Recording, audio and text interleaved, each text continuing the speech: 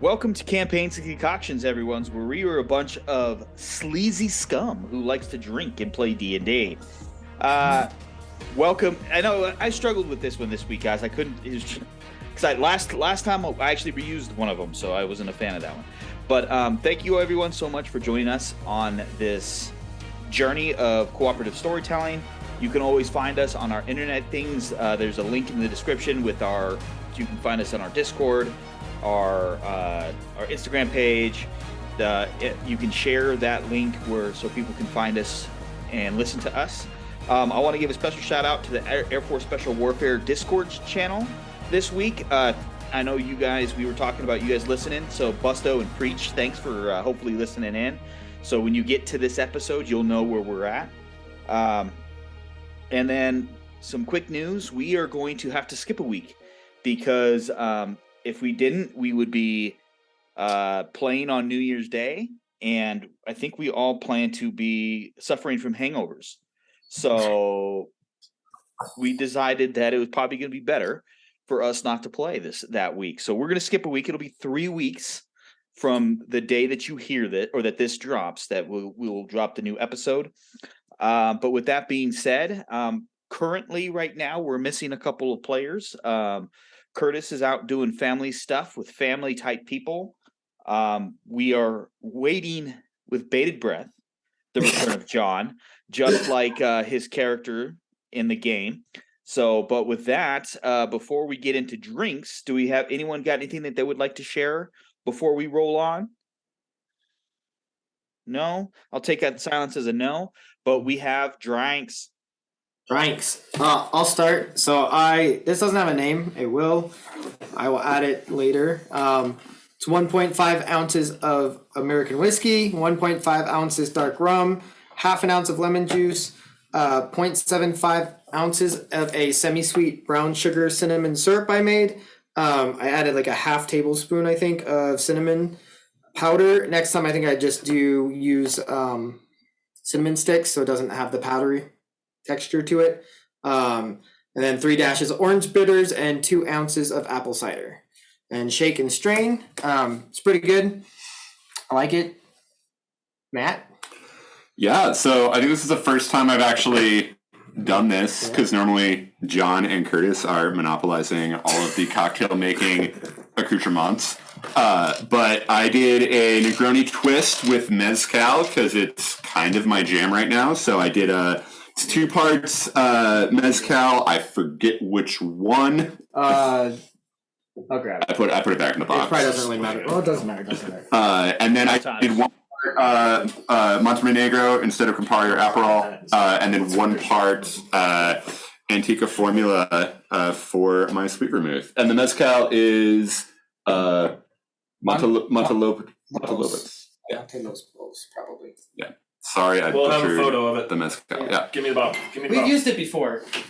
It's the one we've had for a while. Yeah, I think we've probably done a very similar version of this, but Curtis made it, and I was in a mood. So here we are. And it's delicious. If I was there, I'd be making you guys that Earl Grey martini that I made last night, which was amazing. Good. But I drank too many of them, so I'm probably going to have this one beer, and then that's going to be it because I actually do have to work next week. Uh, So do I. 4 days, 3 days, 3 days. so, well, but with that, family. I work between Christmas and New Year's. Yeah, that's fair. I don't. Yeah. So the last time that we met, our adventurers eventually came up with a plan to deal with some of the longer and far-reaching implications of their last encounter with the massive dragonborn that had stepped through the portal. And then also they sought out some information and planning about seeking the mushrooms, basically, of and defeating the creature that was making it difficult for the local chef of Driftwood to gather them again. And they were able to secure the services of a riverboat, and were making their way up the river there in the island of Haven. We left off at the beginning of a new day as they were approaching a fall, a small waterfall. The sun is beginning to rise. It's still a little dusky because of the forest, the rainforest that is surrounding this river. But the captain is there. She is pulling forward, and she has got you guys going forward. But the day is yours. You know that here in about an hour, you're all going to need to help to get the boat up to a place where you guys can go forward. So, what would you all like to do?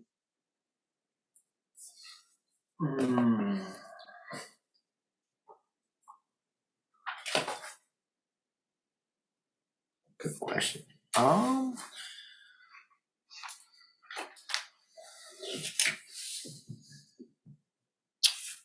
Can I just like take a look around the surrounding area and just see kind of is it mornings? I'm trying to remember. It's morning. Just kind of surround us and take in the surroundings. Okay, go ahead and make a perception check for me, please. Oh, that's amazing. That's going to be 24. Okay. So as you just kind of glance around you, you just kind of start up and you look at the separation, this kind of this ribbon of, it looks white, the sky, just because it's of the contrast between the dark green of the leaves. And then your eyes carry downward and you look, there's a thick canopy of trees. But below the triple canopy, there's the trunks of the trees where you have some pretty decent visibility, where you can look between the trees and kind of see what's going on. But then the vegetation about 2 feet off the ground gets thicker again, where it's really difficult to see. You have the sense of moving water. You know how most like rivers kind of give off that scent, that kind of fresh, clean scent, but it's also intermixed with the loamy and kind of decaying foliage scent of just the natural forest that's around. You hear the sounds of birds, of small mammals, maybe a monkey. But other than that, there's not much happening.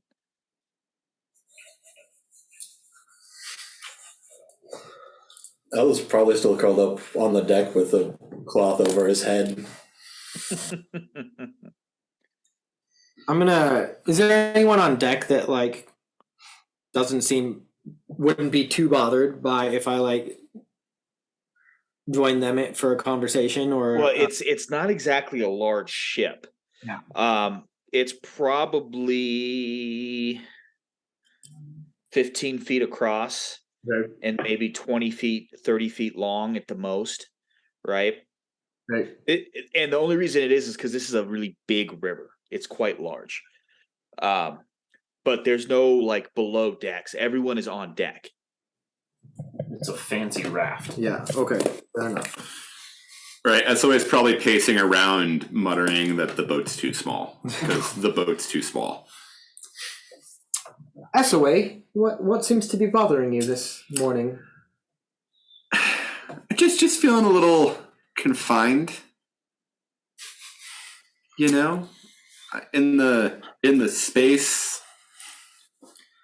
There's like a side eyes at Patrice at that point.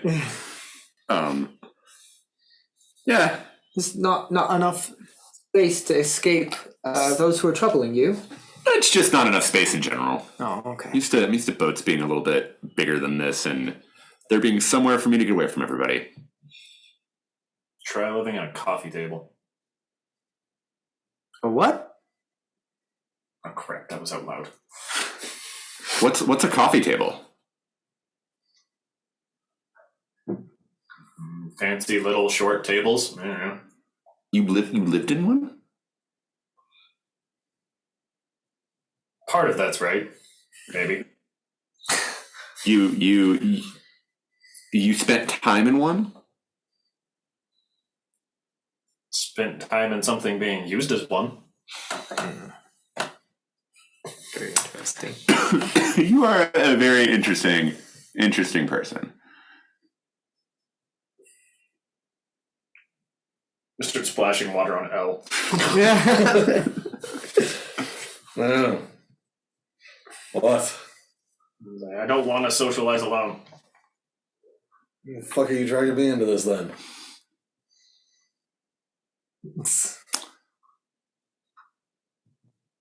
Good morning, Al. Would you like? There is no such thing.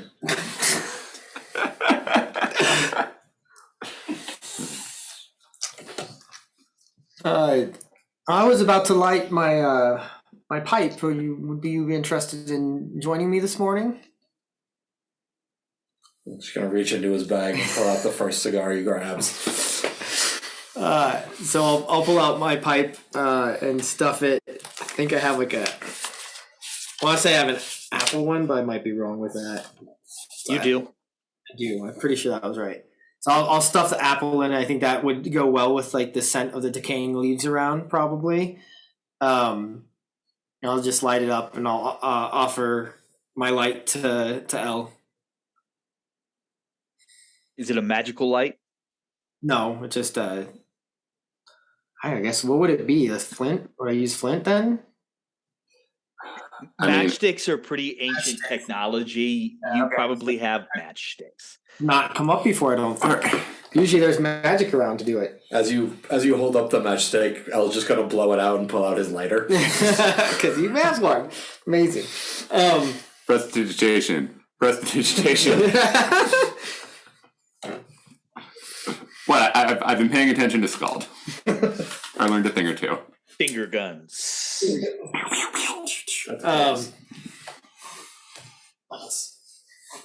Stark. Can you guys tell us a little bit about Tinkermere and what home is like, since we'll be heading there shortly? It's big. People mind their own business. Sometimes we mind other people's business. That too. Is it just a cultural difference that you mind your own business, like people don't want to interfere, or? There's pockets of places that it's more communal oriented and stuff, but it's all of Haven can fit into a couple of the buildings we have there. Maybe one. Does competition make it cutthroat? Like a cutthroat, people watch out for themselves because there's Seen a few throats cut, yeah. How big are these buildings? They're fucking big. Take the Shirlene, stand it on end, and that's one of the smaller ones. Okay. So yeah. By smaller, I mean that's someone's house. And that doesn't count the below ground part. What's below ground? More stuff. Huh. Why would you just go up when you can go down too? Because going down is dangerous. I mean, if you're mining, like there's. I'm going out on a limb here, Morgan. Correct me if I'm wrong. I'll step in if it's necessary. You guys are doing just fine. I mean, my father worked in the mines, and it ended up killing him. He was in a mining accident and took his life. I mean, for what it is, it's fairly safe, but you're digging into the earth, and the earth is unpredictable at times. I get it, right? We use both the land and the sea here. The earth can be unpredictable unless you have somebody that can control it or predict it. It's some technology you have there. I don't think we have much of that. I didn't say it was technology.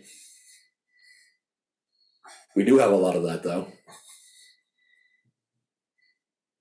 Well, then it's some wizard craft that I don't know anything about.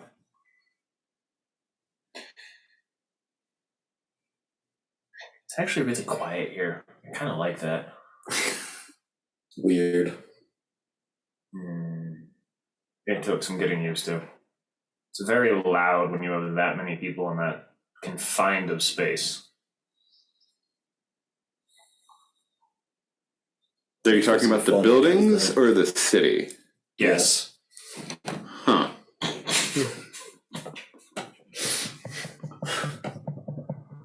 So just for context,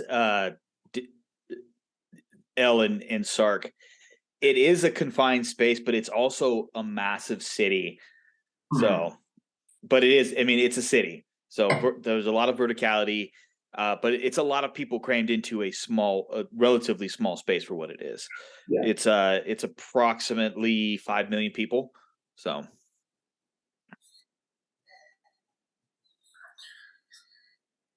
Yes. A lot of poor people, a lot of rich people, a lot of people in between. I mean, that's everywhere, in my experience. I mean, there's as many rich people as there are people here. It's a lot of people. At least. Depends on your definition of rich, and well, that too. There's a fair bit of slide compared to what we've experienced so far outside of that. I mean, most of the people there are rich compared to here. No offense.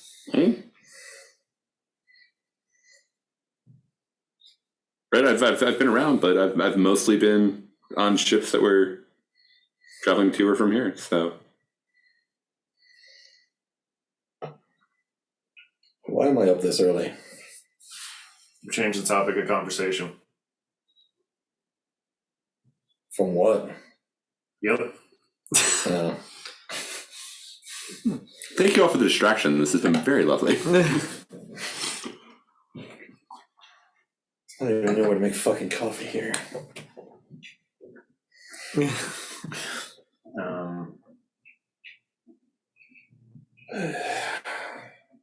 It's all kind of flat. Yeah, but with it moving and rocking, it's gonna fuck up the flow. You should probably wait till after the waterfall for coffee. Is it waterfall? Yeah, in a little while we're gonna have to help pull the ship ashore and navigate around to get around the rapids. Apparently we have to lift the boat up.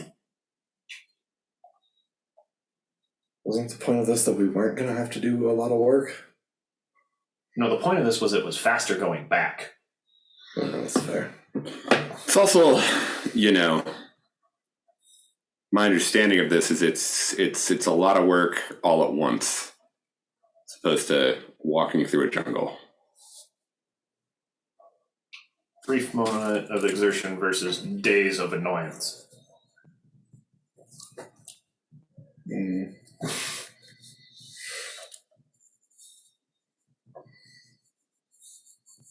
I guess that's fine. I get everyone to roll a perception check for me, please? Ooh. 22. Okay. 22. 25. Nat 19. Sark, I didn't hear yours. 22 as well. Okay. There's a 14 for me. Does my 17 on today. does my new toy get to roll a perception as well? Yeah. Let me That's like see. advantage on stuff almost. That's a 19 for my homunculus. And describe your homunculus again. What does it look like? Right now, it looks like a little four-legged insect kind of thing. Okay. Well, for everyone but L, because L's not quite awake yet, Yep. you begin to hear that distinctive kind of like roar of water falling. It's not massive. Like for those of you who've been around like L and Sark, when you go to Folkwagner, then there's a massive waterfall that is a couple 100 feet. That's that roaring sound. It's not this. This is, but it's enough to be distinctive. Your homunculus, though, L, kind of takes on a pointer dog stance where it's like front is pointing towards the sound of it. And the ship captain, she hollers at you and says, "Be prepared to hop off. We are going to as soon as we turn this corner, we're going to need to breach the not breach, but we're going to need to land the boat, and we're gonna drag it from where it needs to be. But this is a journey we make often. We have the tools and things that we need, but I am going to need your help to get it done quickly." And as she's speaking, you kind of look forward, you see this sweeping right-hand turn, and as soon as you see it, the reason it's so loud is not because of its height, but just because of the width and how much water is pouring into the river. And you see on the right-hand side what looks to be kind of an improved area. There's a small little beach with a beach the boat. That's the term I was looking for. Oh man. And there's no dock, but there's a small wooden post that has been stuck to the ground that looks like they could tie to. And the captain is directing her ship there. And you feel that the edge of the ship kind of hit the beach, and she hollers, "Off, off, off." And you jump in. Most of you, except for L, have no problem but the water is a little tight, a little high on L. But as you get out, the captain directs you on how to pull the ship up onto the beach. And I'm going to need the four of you to make strength checks for me, please.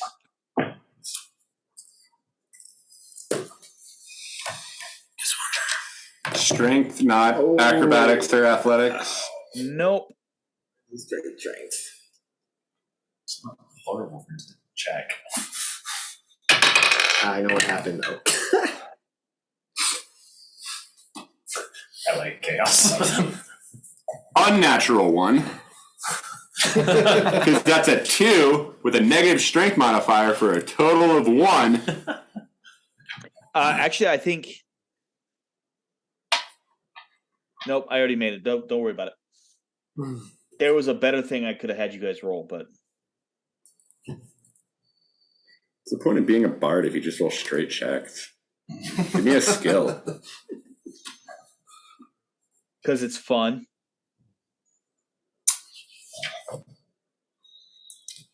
I got a 12. Okay. I got 15. Okay. I was at a 6. Oh, Yeah. you guys are not strong. That was the right reaction. How much does this? I'm not weak, weigh? but I rolled a 4. I rolled a 4, so Not a lot. It really doesn't. buckled. Old poor knees. Can someone roll a strength check for Patrice as well? Yeah, I have think, it. Like I have all of the stuff. Yeah. So he gets an 11. It's not a super high one. So with Patrice, L, and Sark are able to cover for Sid and SOA as SOA actually falls into the water. And I maybe just stay down here for a minute, kind of embarrassed, but I can breathe underwater, so not a huge deal. but you're as soon as the as soon as the captain's able to, she pulls up the big stick, gets out and pushes. She helps, and then we are able to get the boat all the way to the beach. And then she says, let's give it about 5 minutes, catch our breath, and then she goes on a little walk, and she goes to see where she can see some things. Like me right now, trying to remember where I put my dice. Up to there. After we get a beach while we're waiting, I'm gonna call my homunculus down and start talking to it in Gnomish. Okay. Just explaining that this is a waterfall. It's not a very big one. I don't know if it really even counts as a waterfall, but Sark couldn't mutter comments. Water is falling. You speak Gnomish, Sark? Yep. Okay. It's my second language. Cool. I figured it makes sense, but I wanted to double check. It's fun. For anyone that can understand it, I am just explaining it like I would to a child who has just seen a waterfall. For the first time. Yeah, because it has an intelligence of 10, and it's about a day and a half old. I don't think anyone else can speak Gnomish, though. So I didn't actually look at Patrice's languages. I thought there was one other person who could, but I don't remember. I also don't know if Curtis sent me Patrice's languages. I mean, I can't. I'm assuming you can't. I can't. I mean, regardless, it's just... Like, it would be a very weird pick for John to have made. well, John's not here. Skull's not there. Skull's not here, man.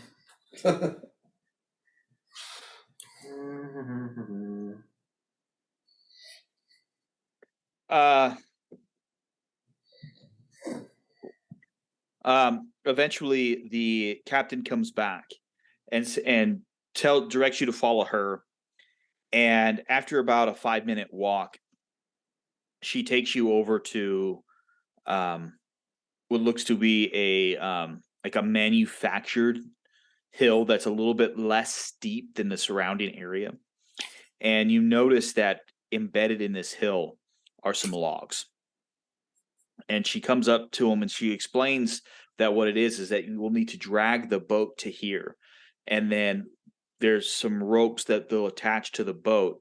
And then she shows you, she kind of kicks the first log and it starts to spin in ground. Oh, cool. And so there's a way that instead of having to like heft it up over your shoulder and carry it up, we don't have to do any kind of Navy SEAL shit here. You're gonna pull the boat up. So I don't know why I know that. It was what? I was reading to my daughter the other day, and I was like, I don't know this Portage. word. I gotta look this up. When you have to like carry a boat overland. Yep. Something like this. Or It's not fun. So you're moving your No. entire navy over land. Yes, Coming right, back way. right. I've done it with some rubber raiding craft, and it's not fun. Especially when the instructors make you hold it over your head with arms extended. Luckily, I'm the short guy, so I just kind of do fingertips most of the time. I'm not really helping, but That's so funny. so takes you back there. This time it's a lot easier. Everyone kind of gets a hold. They drag it up there. But what we're going to need to do is there's 5 of you, 6 of you with the captain. So it'll be 3 on each side. So like once you get there and it's set up so it sits right on that first log and you can leave it. And then so the captain has attached the ropes, and then on either side of these logs there's a path that leads you up, and then you see there's a flat area that has been built up with some logs that could create a platform. So the 3 and 3.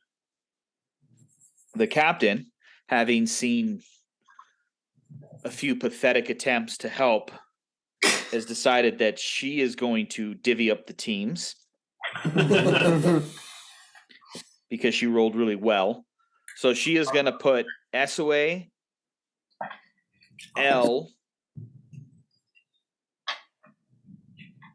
and herself on one side, and then Patrice, Sark, and Sid on the other.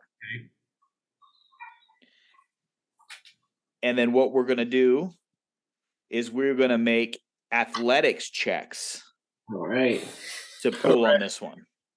I'm not proficient in that yet. I was like, I'm not proficient. It's basically just like a tug that you guys are doing. You're going to make a cut. We're going to do this a couple of times. Yeah. God damn it. Stupid self rule where it goes off. I didn't use it. Man. How many checks are we making? Can I use Mage Hand to like help pull? Mage Hand can pull. What Mage Hand can only pull 5 pounds? Yeah, it might be more than that, right. My strength is 8. So so is Patrice's, and he's doing better. Oh my god, you guys are wimpy. I am a singer-songwriter. Thank you very much. That's fair. That takes some fortitude. Sark has a 17. Okay. Patrice has a 10. Okay. I have a 24. Whoa. 8 for SOA. 8? 8. Okay. L? 15. And the captain has a 17. All right. So, as you watch her pull, you can kind of see she is definitely a muscle mommy, right? She has got she's got some cannons going. She's a strong cat. So, fortunately, with SOA's struggles, don't really cause much of an issue, and this is the initial difficult part, trying to get it on all of the boat onto all the rollers. And after a little bit of a stutter, because it's just like, for some reason, SOA can't seem to get into rhythm until she eventually starts to hum like a sea shanty. She gets into the rhythm and she begins to start pulling. You get about halfway up, and that's when everyone's kind of starts to feel it again. And if I can get everyone to make another athletics check for me, please. Man. Patrice is wearing out. I'm glad you picked up a good one, because Patrice is wearing out. Patrice got 5. Sark is at 15. 15, okay. L's got 18. Okay. SOA has 18. Okay. Has 18. And then the captain has a dirty 20. Thank you, Captain. I feel like Sark catches Patrice from falling. You're like, nope, that's not what we do. Patrice's hair gets in his way. It kind of just flops with the humidity. It just kind of, and he just can't see for a minute, and he kind of loses his grip and can't re-grip. And then Sark helps him. The hair gets back, and they start pulling and everything. And it doesn't take much that you're able to pull it back up and get it over to and you notice as soon as it kind of halfway over that last roller, it tips. And then there's another set of rollers that kind of pushes it down towards the water. And then the rest of the journey is super easy to get it back to the water. So as you guys get back on and get floating back, the captain says, we have maybe about an hour if you are going to where the chef from Driftwood normally sends their people. So it's a fairly uneventful trip, though. After you get a little bit of distance from the waterfall, it quiets back down to its that steady hum of insects and birds, the occasional monkey sounds, um, and then just the rushing of the water against the hull. But that hour goes by. The captain pulls off to the left side of the bank this time. And just so you're aware, and I don't forget, with the hour warning, Patrice casts mage armor on himself. Okay, that sounds good. So you pull up to another sandy area, and this one is a lot flatter. So like she doesn't need any help with you beaching the ship, and she just kind of gets a good couple of pushes and is able to get it. But she points, and as you look out, this is kind of to the north a little bit. You see that you can kind of tell that the trees are shrinking in size. And as you look into the ground, there's not as much ground vegetation.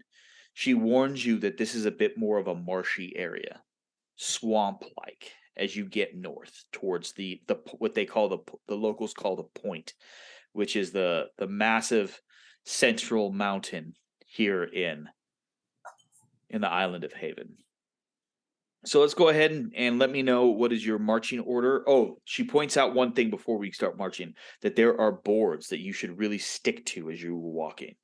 And you'll notice that there's like boards that have been that kind of sit above the water, probably about a good 6 inches. As you get in, you can see that there's ground that you can walk on, but you see it coming. It's like double boards, and then as you walk on it, it sits above kind of like a marshland, so you don't sink into it. Good, I don't need to ask about a 10-foot pole then.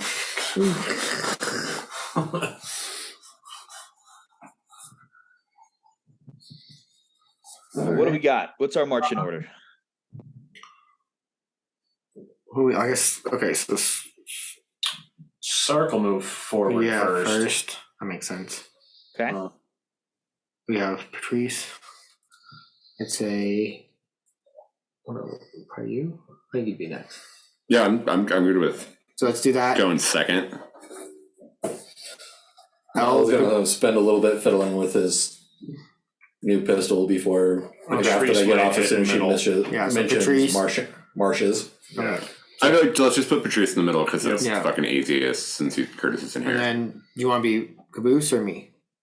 Yes. You. Okay, so L, like, if Sark turns around and L's the last, he will shout for someone to be behind so him. I'll be last. That makes sense. That's why I was kind of wasn't sure between Patrice and L. Can't have L wandering off. Excuse me. So it takes you probably about 30 or 40 minutes of walking to finally get to the point that had been described to you, like kind of the entrance into like the mushroom hunting grounds that the chef at Driftwood had described to you, and you get to smell it, that scent of that peatiness, the little bit of decomposing leaves and things like that. And off in the distance, everyone begins to see what appears to be some stone ruins that are kind of cresting up above. And right there, we're going to take our first, this is going to be really quick, but we'll take our first break, and then I will show you what you guys see when we come back. Sounds good. Woohoo!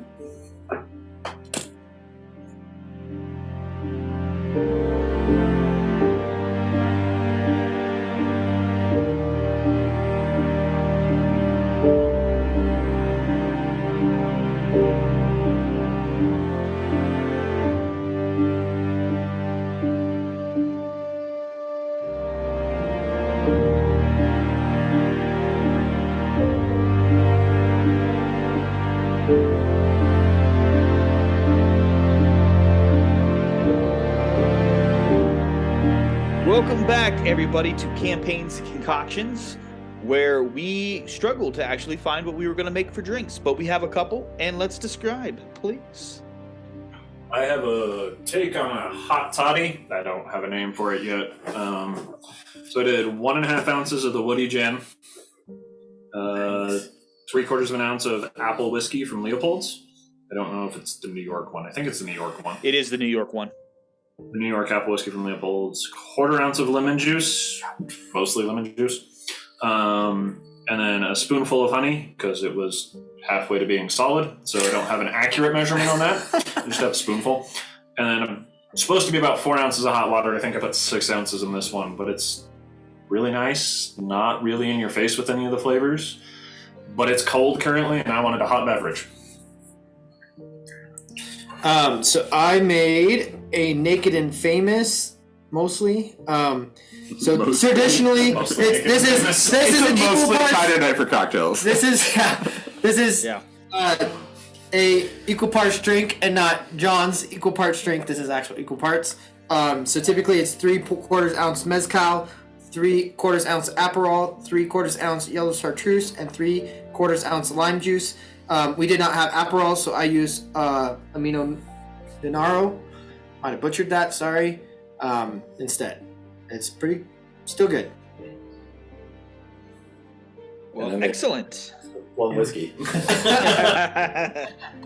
And I doubled up my last drink because I thought John was going to be here, and he's not yet. So I'm drinking the one I made for him. I'm not sad about it. Well, and unfortunately, family, because of waiting, we had a little bit of a late start. So today's probably going to be a shorter episode, which just means that you can get through it, and it's an easy excuse to get away from your family during the holiday season. Because sometimes we all need that. Like my whole family's here in the house right now, here in Operating Location Alpha. So, but Excuse me, I need to listen to Cocaines and Concoctions. I'll be right back. yeah, I need to get away, guys. So hold on, let me go listen to something. But if you would please, for those of sorry family, I'll maybe see if I can take a screenshot or something. But those of you back at Campaign Concoctions HQ, if you would go to the Roll20 page there on your tablet. I gotta figure out if I can navigate. Well, Hold on, let me make sure I got players where they need to be. Yep, players are here. So you should be able to, if you get into the game, you should be able to see everything. I gotta move the map around. Hang on.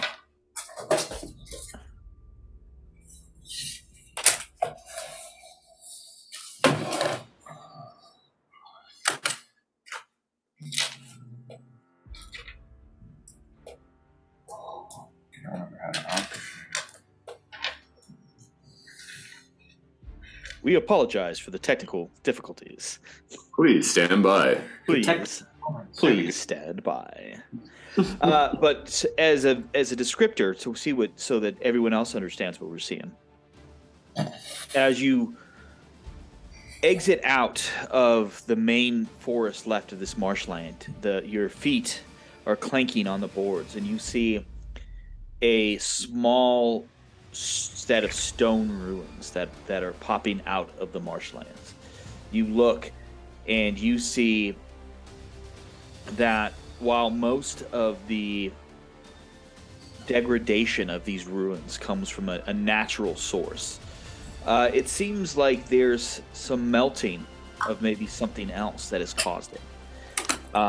As you look, you'll see that there is water on the stone, but the wood path ends there. And if I get everyone to make a quick perception check for me, please. Big ass good. Pieces. Not to die, not that works.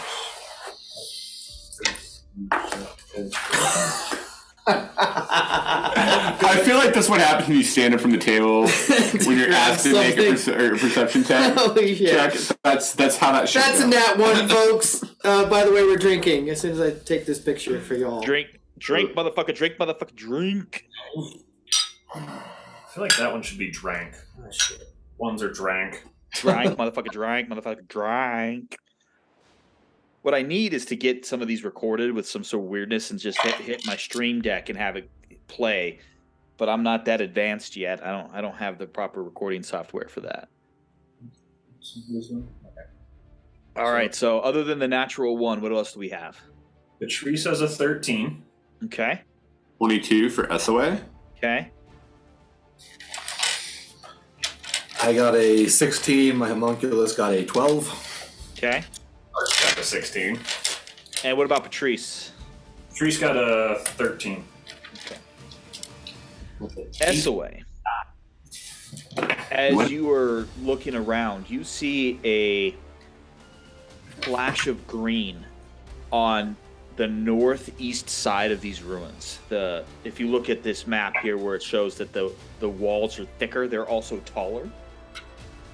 And you see kind of like a slither of green that kind of ducks inside the building on that northeast side.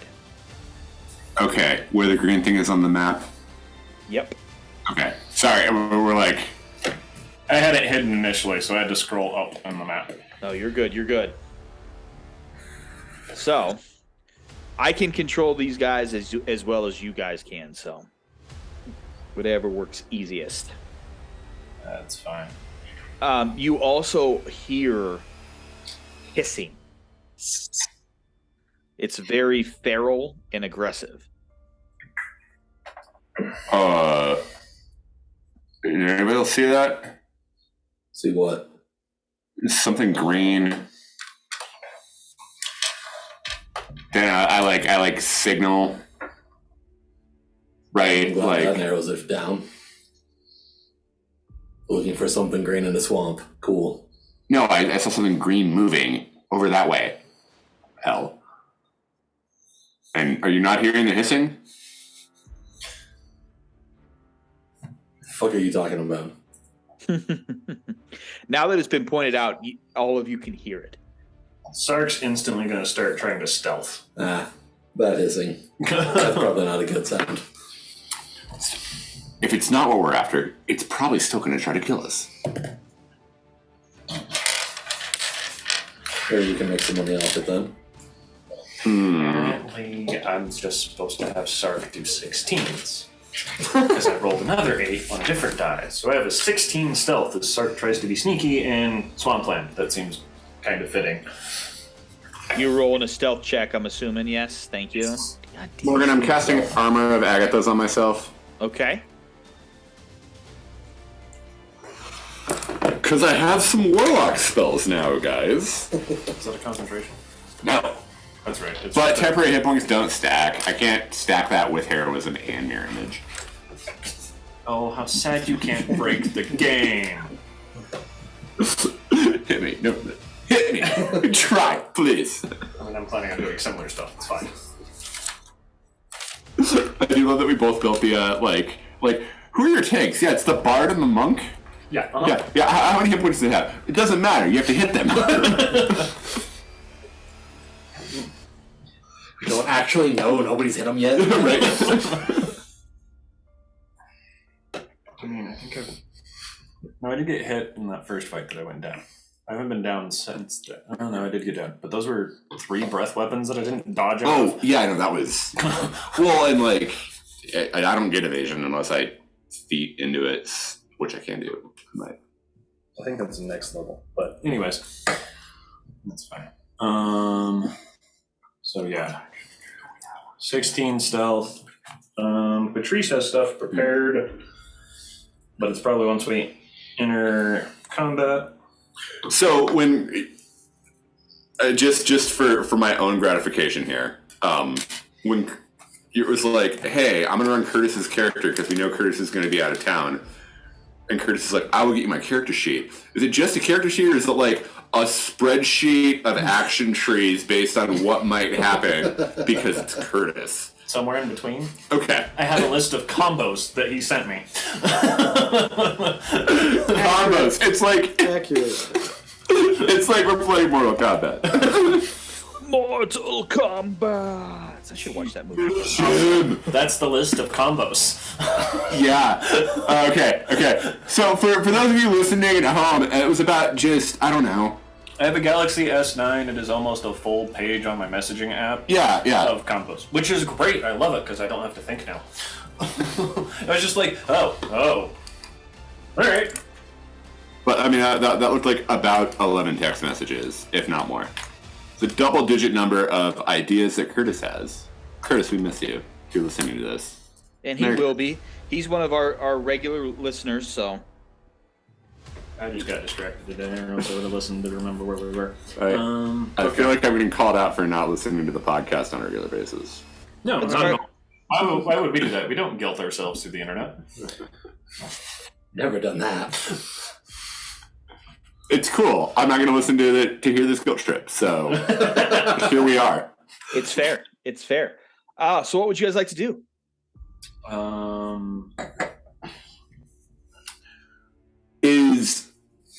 Since I saw where this thing was like, can I like get eyes on it? You can try.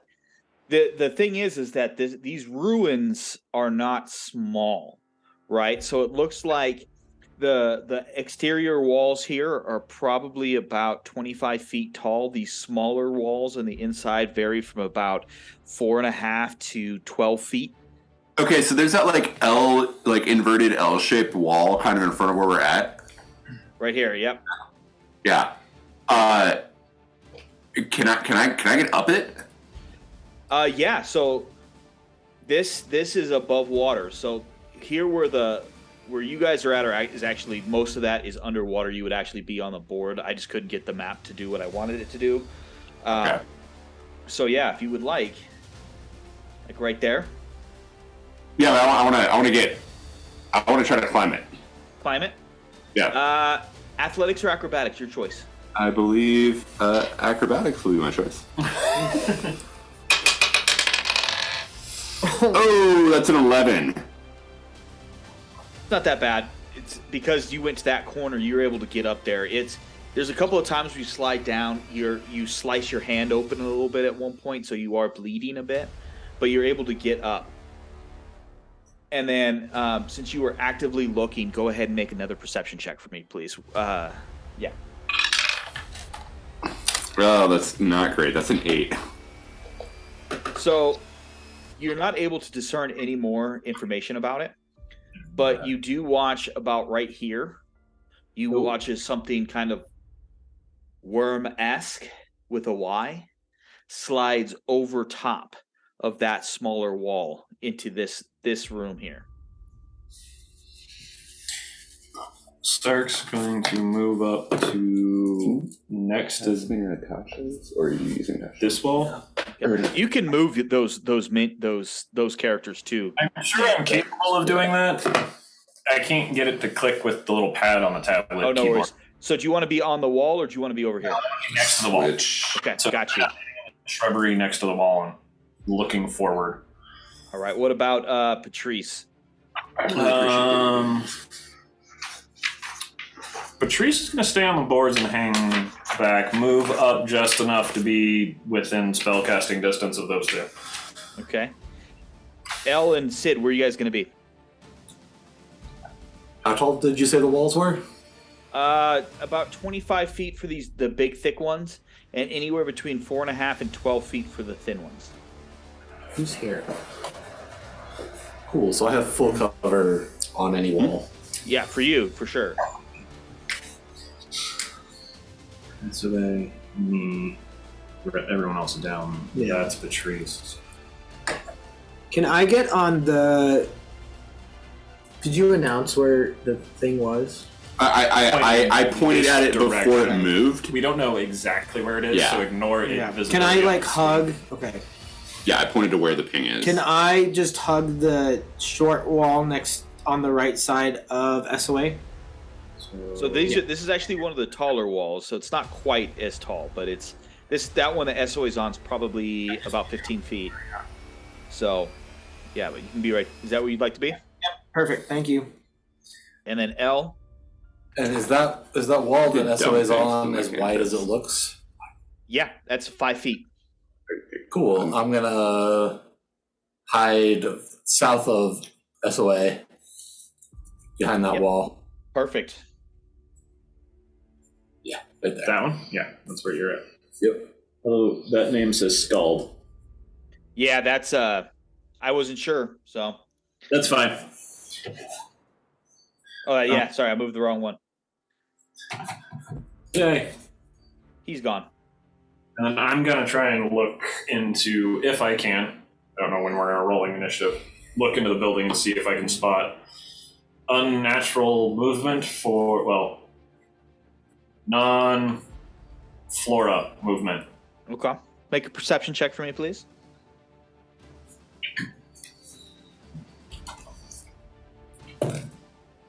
That's an 11. I rolled a 3. So, right here where the ping is, and that what looks like a doorway, you just kind of catch a flash of green. Not that you can't tell if it's moving across. You just see green in that doorway. Green.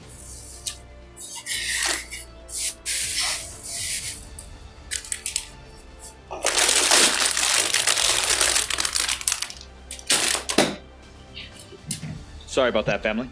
Snacks. Moving them out of the way. We're going to have a sort of tabletop version of the map, too.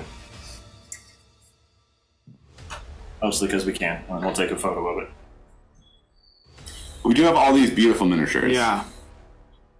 Tin.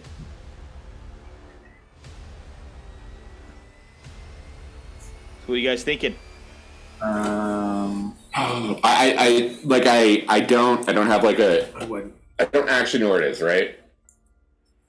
I can tell that things are getting tense. I will cast. Why did I close that? Right.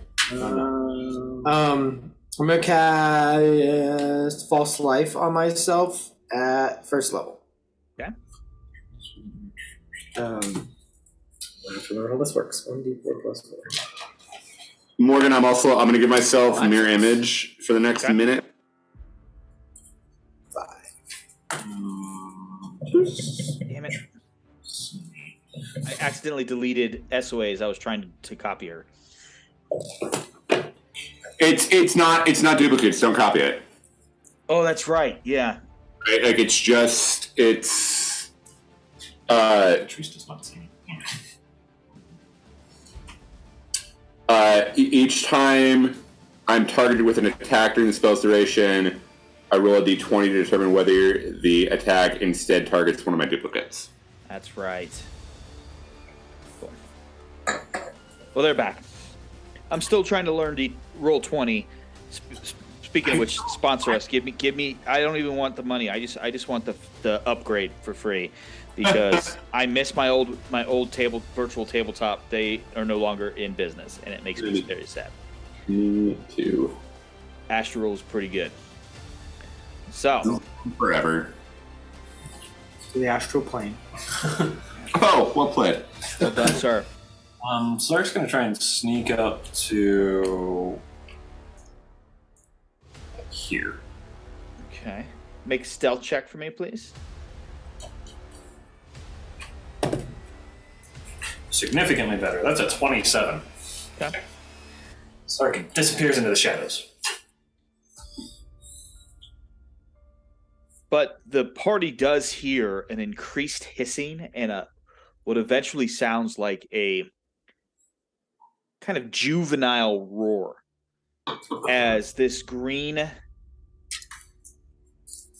It looks like a wormling. What you would have been described as a wormling, like a green dragon almost, comes out.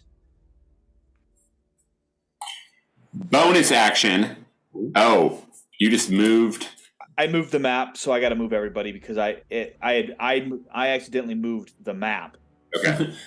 Wrong layer. Damn it. Yeah, that's the fun part of It's the issue with roll 20. Yeah. Yeah. So. A blessing and a curse. Most times it's a curse. I mean, I guess I can wait on that. Well, I'm gonna give you a bonus action right now because something's about to happen. So. Bonus action. I'm casting Hexblade's Curse on the Wormling. I guess I should do something. So, yeah. feel like I already All did right. that. Yeah. All right. So with that, everybody go ahead and roll initiative. Woo! Yeah! Should we drink when we roll initiative? That's good. Probably not.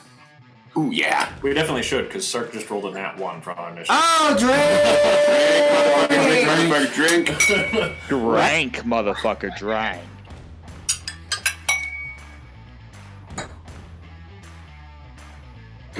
Alright, so.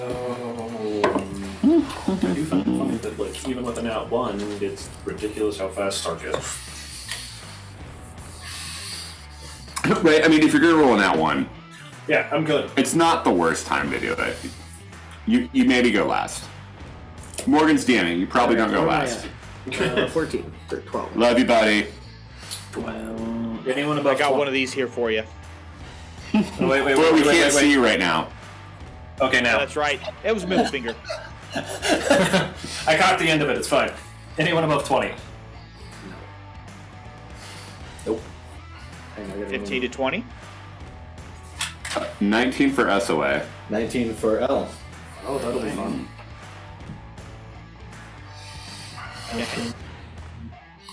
16 for Patrice.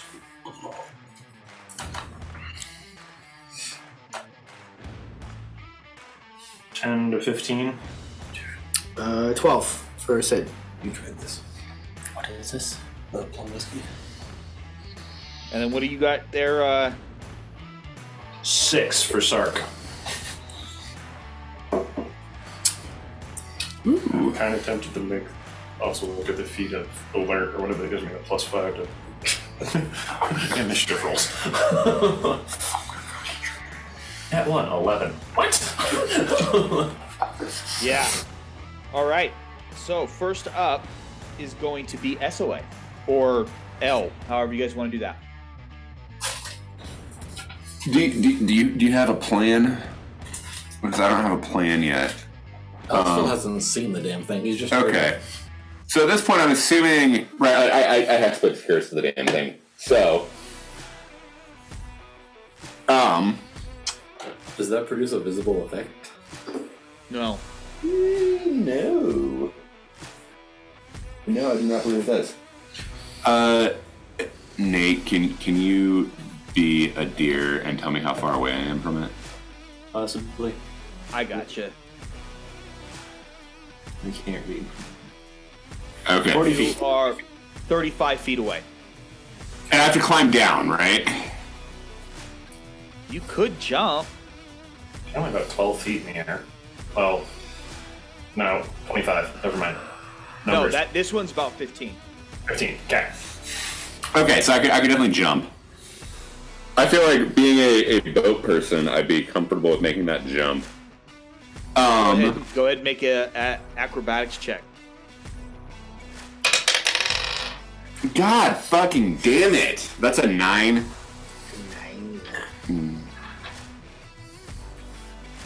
You take 6 points of bludgeoning damage as you just totally land wrong. The problem is that there's no rocking. Right? So, That makes sense. but that will only count because you jumped as 5 feet of your movement. Yeah. Well, I'm no longer concentrating on armor of Agatha's. Oh, that wasn't a concentration spell. No, I normally have armor of Agatha's up. Because that just ate all my temporary hit points. That's what happened. Which is annoying as shit. The ground takes 3 points of damage. Yeah, like the ground takes 5 points of cold damage because I'm pissed off about this. Alright, There's a green so, marsh slushy around you. more seriously,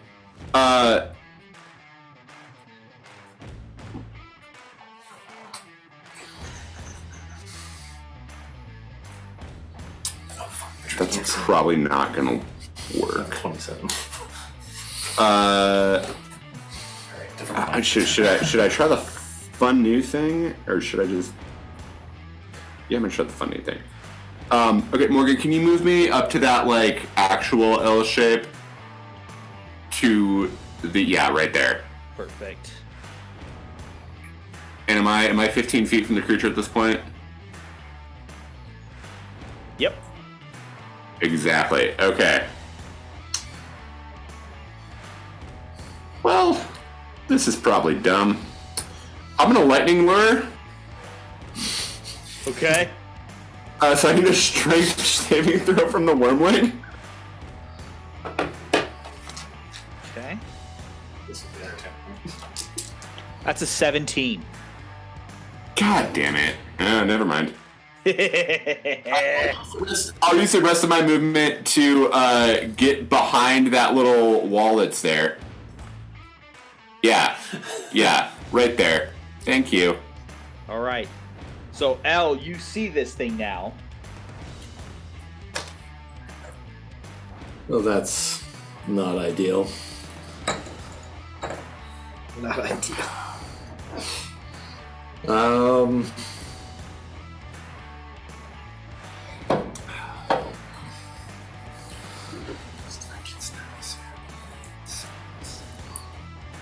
think it's better to cool down a little bit.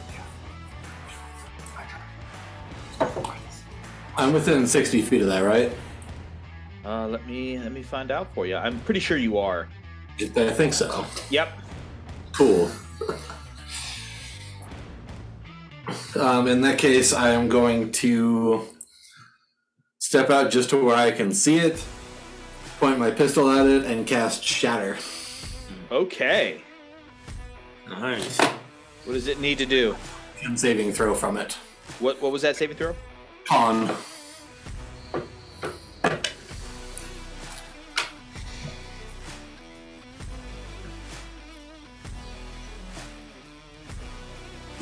That's a 12.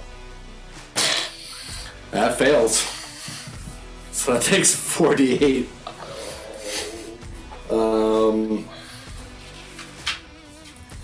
Thunder damage. Thunder.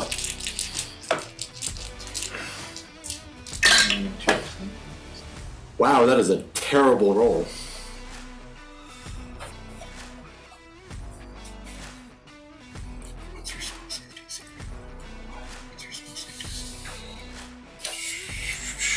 Increase is 16.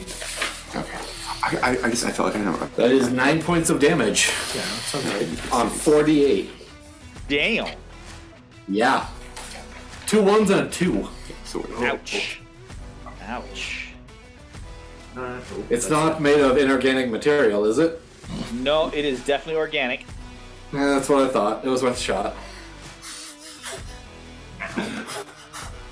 someday we're gonna fight constructs and somebody's gonna actually fucking gonna use shatter to its full effect and it's gonna be great. You did the very first time I DM'd for you motherfuckers, and that's why do you think you guys don't fight stuff like that no more? We blew up the tower. Blew up the tower. The guys. Circumvented the whole I fight. know. And, that was a good game. especially because 3 of us were like, that's a tower. Shatter. All right. So now it is the Caustic Crawler's turn. The And cost. it's going to come over here to SOA, Okay. and it is going to take its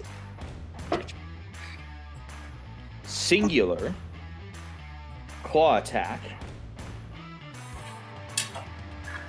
Ooh, that's a 19 to hit. Let's see if it hits a duplicate. Still be fine. Fuck. No. Does I it? can't. Well, it doesn't hit a duplicate, so I'm gonna cast shield. Okay. So, Burn reaction spell slot. yep. Burn my spell slot. So that misses. Okay. Okay then. Come on, hit me. Okay. All right, that's its turn. So Patrice. Yes. So that made it slightly easier. I wouldn't have been able to see that either. Can I see the PHP? You have to reread how this works. PHP. That's a DMG. That does me a whole lot of good at the moment. Thank you. He's casting web centered on the dragon. I just have to read how I think subtle spell works. No, careful spell.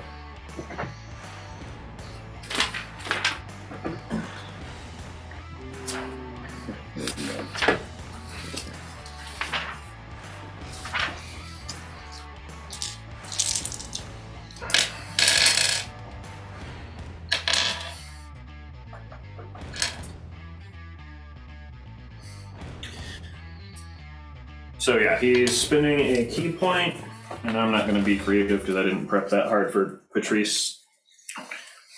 Actually, no. He'll grab both shoulders. Curtis didn't send you a list of. I'm not going to get the phrasing right, but he'll grab both shoulders and like pull towards the center, and then flick them both out. And he's casting web centered on the dragon, which is a 20-foot cube. The webs are difficult terrain. It's lightly obscured. Each creature that starts its turns in the webs or that enters them during its turn must make a dex save. Creature restrained makes a strength check. However, I'll let the DM rule. With careful spell, would that nullify that save each round or just the first round? Read it to me, please. Careful spell? Yep. When you cast a spell that forces other creatures to make a saving throw, you can protect some of those creatures from the spell's full force. To do so, spend a sorcery point. Choose a number of creatures up to your charisma modifier. Chosen creature automatically succeeds on its saving throw against the spell. So as long as that spell is up, whoever you decide that it doesn't affect, it stays. So like if you're doing SOA won't have to make the dexterity saving throws. So it still counts as difficult terrain, but you don't have to roll against moving through it. Yeah, no, that's okay. Yep. I'm sure Curtis had exactly this in mind. He just can't see Sark. Yeah, no, it's one of the combos listed. Careful spell with web. All right. Anything else? Behind the wall, just to be out of sight of the dragon. Probably right there. Cool. That works. All right. Next up is going to be Sid. Who's All got right. a pretty good view of what's going on there. So Sid's gonna, she, kind of out of her palm shoots a stream of acid. The dragon, or what's it called? The caustic crawler. Needs to make a dexterity saving throw Okay. against a 16. That's a 14. Okay. So at the start, oh, and FYI, this was level 3 spell. I did not catch that. It was going to make it level 3. It will take, at the start of its turn, it will take 6d4 damage. Of what? Acid damage. Okay. This is Tasha's Caustic Brew. Okay. Until it wipes it off. So each start of each of his turns, it takes 6d4 damage. At the start of the creature's turn. Correct. Okay. I'll stay where I'm at for now. On my turn. It does require action to wipe it off, by the way. Yes. All right. So next up is Sark. Because I have the same spell. Do you really? Spell. It's a fun spell. I feel bad. I announced casting that at 3rd level before I actually wanted to roll for that. I ain't stressed about it, bro. I know. I should have said it though. I feel bad. Yeah, you should have, but yeah, I mean, we all learn, right? It's Yep. all right. We're learning. My guilt makes me learn. How far is Sark from the dragon? Of you. Sark is 25 feet. Ah, that works. Okay. And there's a little cut here just to the south of you, Sark. Yeah, Sark's gonna Thank God. Probably. Is there at least 10 feet before the webs start?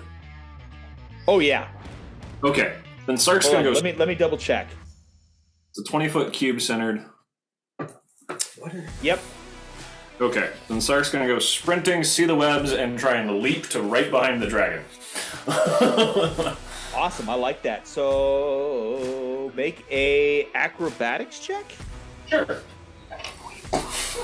Hello, motherfucker.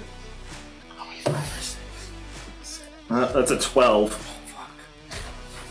So you land.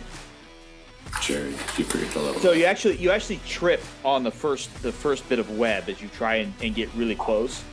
So you get there, you're like right next to the wormling, but you are prone.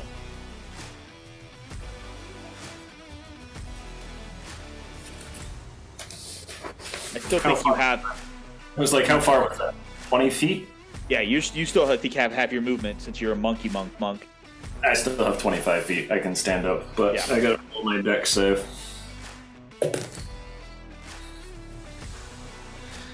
I am stuck.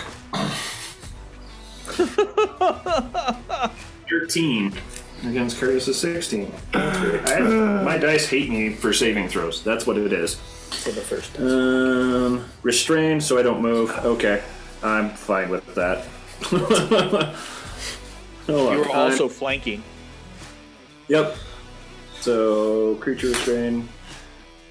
Well, I'm not planning on moving anyways, that's fine. I'm going to attack the crawler, the caustic. We're just going to start with 3. 2 for standard attack action and my 1 bonus action. 26 to hit on the first Yep. one.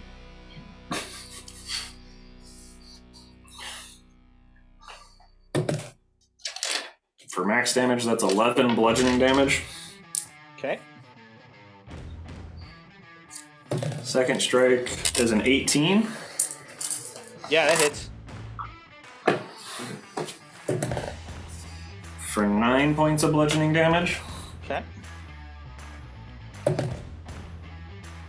Another 26 to hit. Yep. That's why I don't mind falling on my face. That rolled off. For 8 points of bludgeoning damage. Okay. And to stunning strike the last time. So I need a constitution. This is concentration. From That's the a natural 20 for a total of 24. So motherfucker, drink. Holy shit. Alright, give me a drink after that. Yeah. Cheers. You want the rest of that ultimate bear. all right. Anything else, Sark? Nope, he's just gonna punch it and realize that didn't work that well and go, oh shit. Like everything landed, but he didn't stop moving, and he's like, that's not good. No, I All didn't roll. right. Sorry. Back Hey, to the Morgan, top. FYI, my spell is concentration. Can you hand me a candle? Because I'll forget. Yes. I have to remember that. I just double checked, but I'm not. I I don't also have anything didn't like that. realize that those were supposed to be an advantage, but oh well, they all hit. I don't care anymore. Yeah. All right. So next up, we've got L and SOA. I'll go. Go for it. I got a simple turn planned. So I'm now flanking, right? So hold on real quick. You have started your turn within 10 feet. I need you to make a Constitution saving throw. This isn't the web thing, right? Nope. That's a deck save. You're immune to it.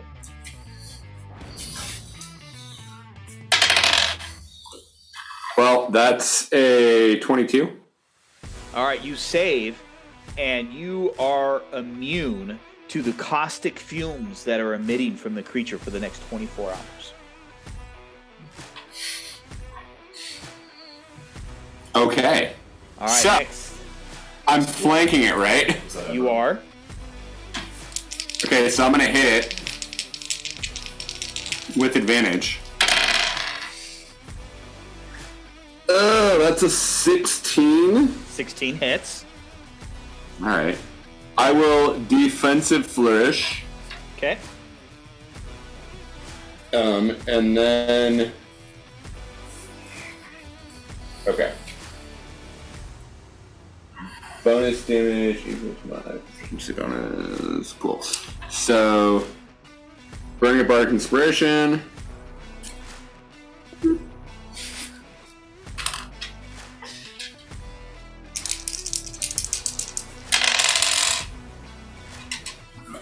So that's 18 points of damage on Mr. Dragonface. Okay. And my AC is 22 until the start of my next turn. You also take 6 points of acid damage as the blood of the creature hits you and begins to burn. I'd be very happy I'm doing bludgeoning damage. Doesn't matter. You just have to make... Oh, I'm supposed to do this with you. You're lucky because you were supposed to take that 3 times. It's fine. I forgot I was supposed to be rolling an advantage for being flanking. So It works out, right? Yeah, so this one, it's called Acidic Blood. A creature that hits the crawler with a melee attack within 5 feet of it takes 2d6 of acid damage. Is there a visual cue that it be acid? It's green. It doesn't appear to be affected by the acid that you threw on it. Oh shit. You don't have a more... Well, I don't know that yet because I don't. Yeah, it take hasn't damage gone quite yet. Yeah, Yeah. hasn't triggered yet. But it's L's turn next. Okay, we'll wait for that one. On 110. Love I don't know where it is. That's, I can't do that. I remember. Acid. How far away from it am I? I'm like 35 feet. I think you're more than that. Oh no, you're right. You're at 30 feet. 30 feet, alright.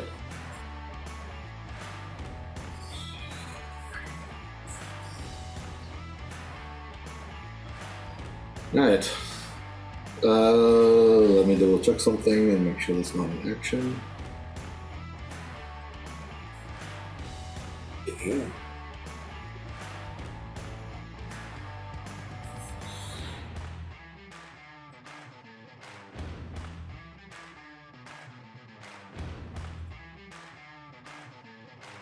Awesome. It is not. So I'm gonna reach into my backpack and toss out a small cannon.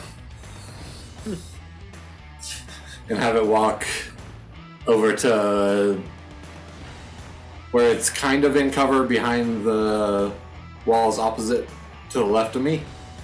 Okay, so like over here? Below that. Here. Yeah, right there. Because it's got 20 feet of movement. Yeah.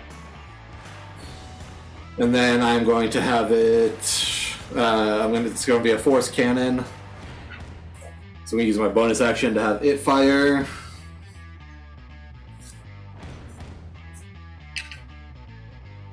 And let me double check. That is 120 feet, so I'm well within range. What the fuck? you can't roll damage. No. Like I can't roll saving throws. That is 7 damage on 3d8. Jeez.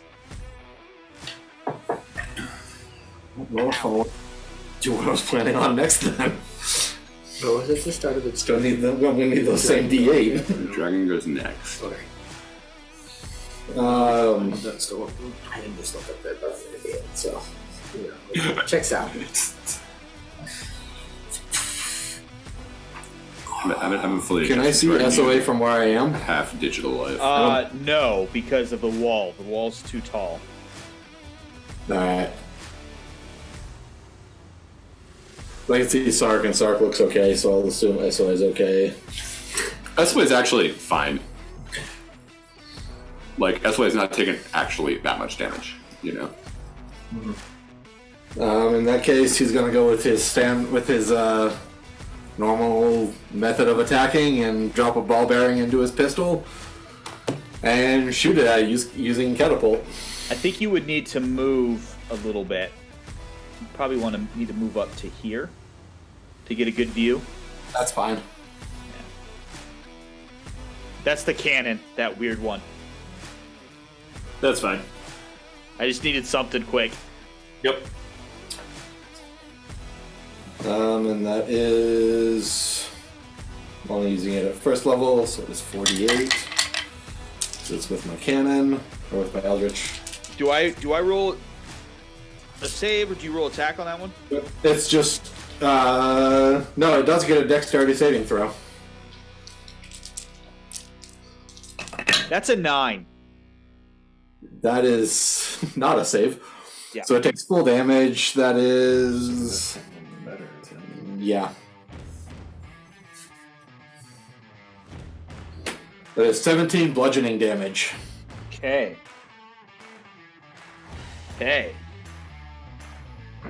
It's starting to kind of look a little bit rough. Not too bad, but it is. It's starting to show some signs of damage, at least. Signs of damage. So it is now the start of the dragon's or the wormling's turn. You watch as it turns around and licks off the acid. Doesn't do anything. He just kind of doesn't do nothing to it. Okay. He's not wiping it off. He's just kind of tasting it to see how it goes. It needs to make a dex save. Okay, dex save. That is a 10. It is restrained. He's fine. Strength check to break free. All right. But he's gonna make a claw is that a claw attack? Yeah, claw attack against SOA, and that's a dirty 20. Dirty 20 misses. That's right, because you got a 22.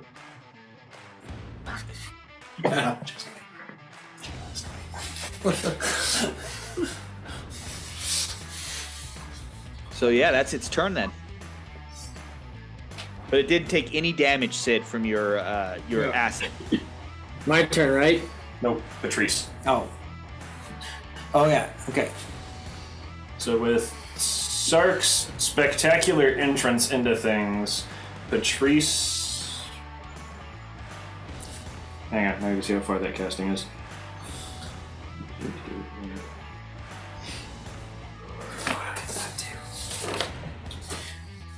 He's going to take about 10 feet forward, so just move up a little bit. Drop concentration on web so it goes away, and then he's going to twin cast haste onto Sark and SOA. That didn't take that long. Wait. Oh, man. Yeah, there's twin haste. Oh shit. That Patrice guy, you Somebody, know. somebody text Curtis and let him know that Nate's playing character better than he does. It's one of the combos he sent me. It is one of the combos he sent me. No, this is. I have absolutely no doubt it is. This is Curtis to the T. Curtis, we love you and miss you so much. It's restrained for its turn, and then I'm immediately going to give my allies advantage. Okay, so he has to spend 3 sorcery points to do it, but that's fine. That's so funny.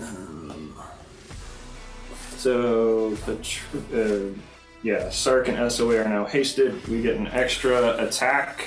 Sark only gets 1, not both. I'm excited about 2 attacks. But we also get +2 bonus to AC. That's so whack. So you're now impossible to hit. It's only a 24 before I cast shield. Holy shit. I'm at 23.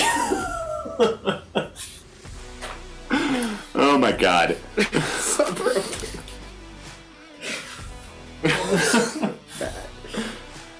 The issue here though is I'm like, do I keep hitting this damn thing? Oh, Sark's gonna go full bore Wait, if he goes down, it's fine. With haste, do I get... So you get an extra action. Oh, yeah, You extra can only action. take attack, 1 weapon attack only, dash, disengage, hide, or use object action. You also have advantage on dexterity saving throws. So I can cast a spell, and then with my hasted action make an attack. Yep. Yes. Okay. Oh, hey. Okay. So that's It's time for that Patrice's spell turn. I should have cast in the first place instead of fucking armor back with those. All right. Anything else? No, Patrice is just going to kind of do that and like focus on holding it for the moment since this seems kind of new. Is he concentrating? Yes. So Webb is gone, but the other two are suddenly feeling jittery. All right. So next up is Sid. Alright. So as Sid sees the dragon lick off the acid, I think that Elle and probably Patrice and maybe SOA can hear her shout, "Bitch, I can play that trick too!"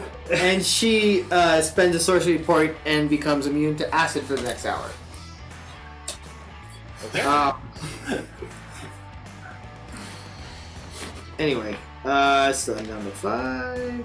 Anyway, alright, so Sid's going to grab clutch her Warhammer with 2 hands and charge at the dragon and take a swing to hit.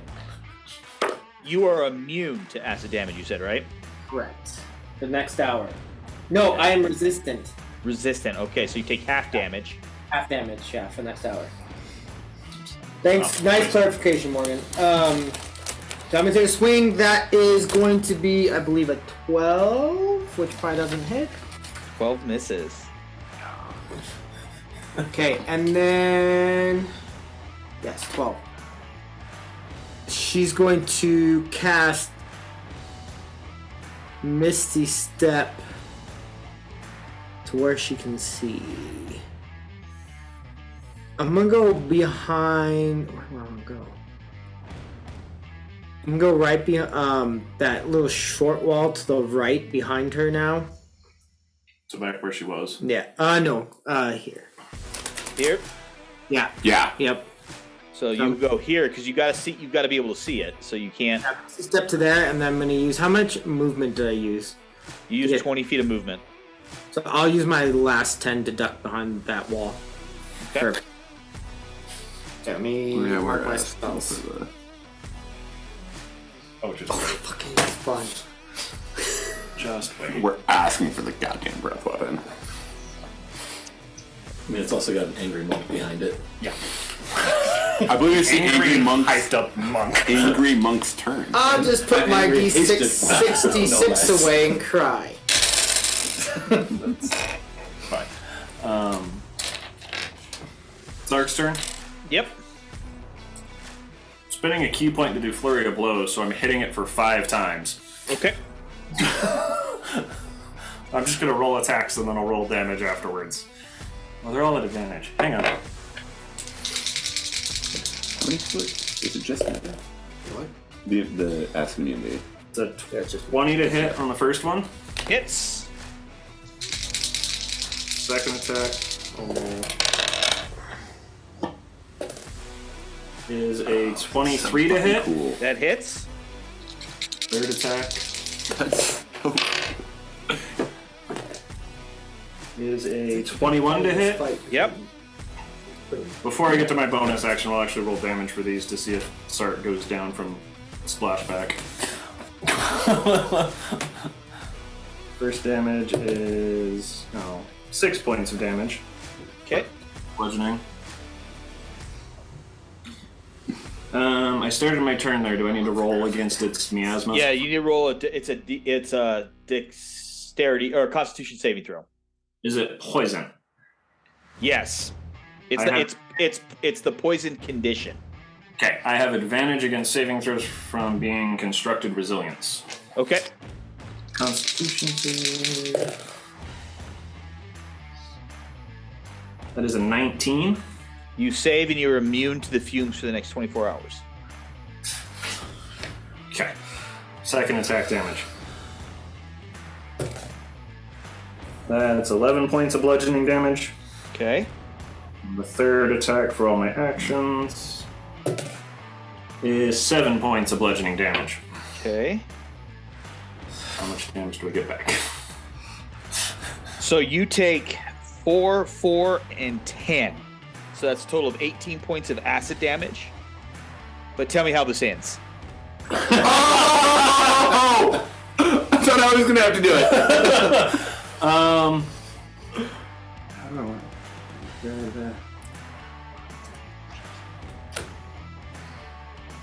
I want to break both of his back legs and then jump and hammer fist the middle of his back and just snap. Right, where the wings come in? Yeah. Yeah. So snap kick both the backwards ankles, so he kind of rears up, and then hammer fist in the middle of where would be wings. I don't know if it has wings, but where it would does. be. It does. Yeah. And go ahead and make an acrobatics check for me. That's a 19. Okay.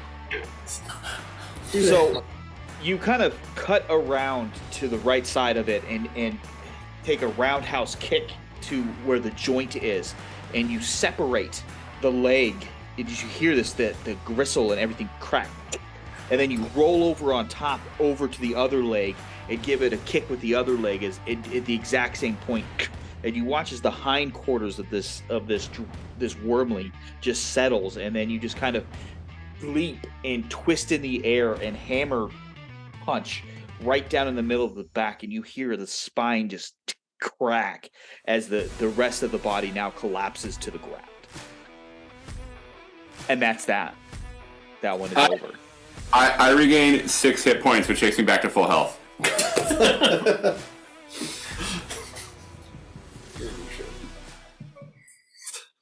Sark's just gonna wipe off the goo and be like, "Hey Elle, you should bottle this." As he's just flicking his hands on top of the creature. And so when where it hits the creature, it doesn't do anything. But as it hits the ground, you watch it as it begins to kind of bore into to make little holes, and you can kind of look around. You can see in the stone where there's drippings, where its saliva and its acid has dripped and left little droplets on the ground. That's why it kind of does that flourish thing with her rapier to get everything off of it twice. I'm real jittery right now. Because I didn't actually do anything while I had 2 more attacks that I could have done with flurry of blows.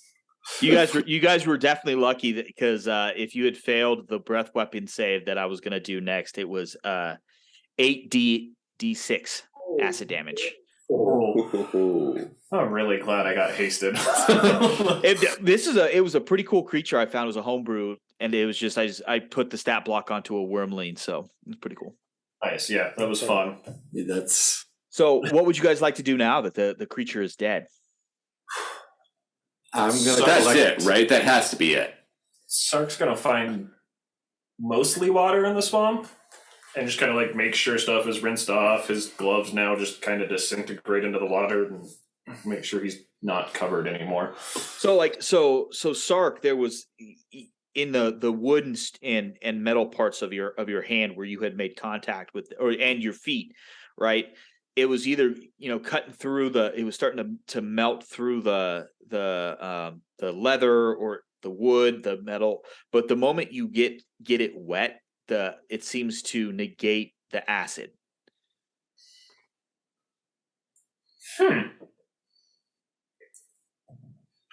Hey, SOA, splash yourself with water. I mean, I'm feeling fine, but I like the water. I dive in. It's not super deep. It's probably about waist deep. So I like lay down in it. Can Roll over a little bit. Can I collect up to 5 vials of whatever is on the thing?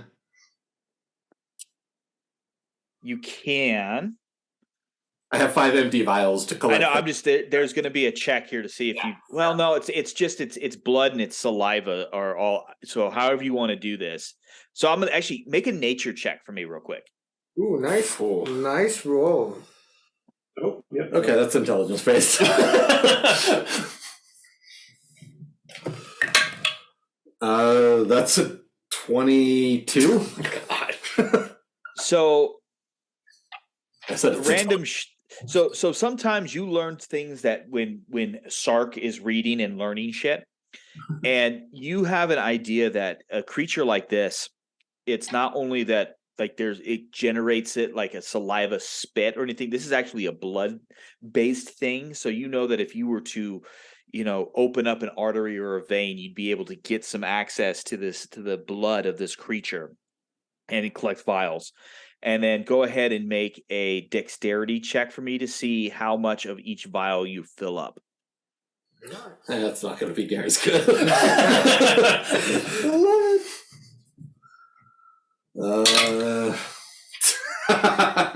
That's a 7. So you're able to get 2 full vials and then 3 half vials. Right. Are you wearing gloves per chance? Yeah. Your gloves are now gone. All right. That's what gloves are for. That's like the most fucking L thing. Like, yeah, they're gone. Like throws him into the Right? There's nothing to throw. He just dumps his hands in the water and he's good. Shakes him off. Love it. Great. Oh my god. So Sid will come out behind the wall. So that's what it's like being immune to your own damage type. That's fucking weird. Do any of us have a big blade? No. No. Crap. I kind of want to. I want a tooth though, right? What is? I mean, the closest would be skull. Okay, never mind. Nope.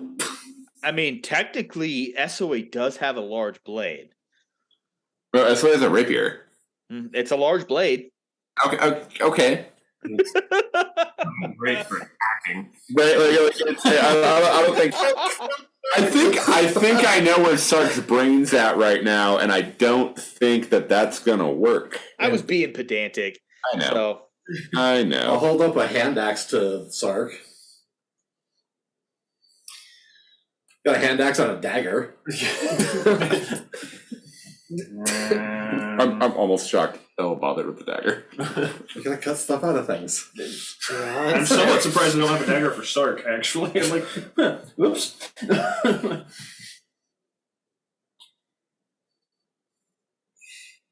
Oh man. Sark's going to try with, like, water skins dribbling down, just kind of like hacking at it with the hand axe to just remove the head. Kind of like a wet saw. Okay.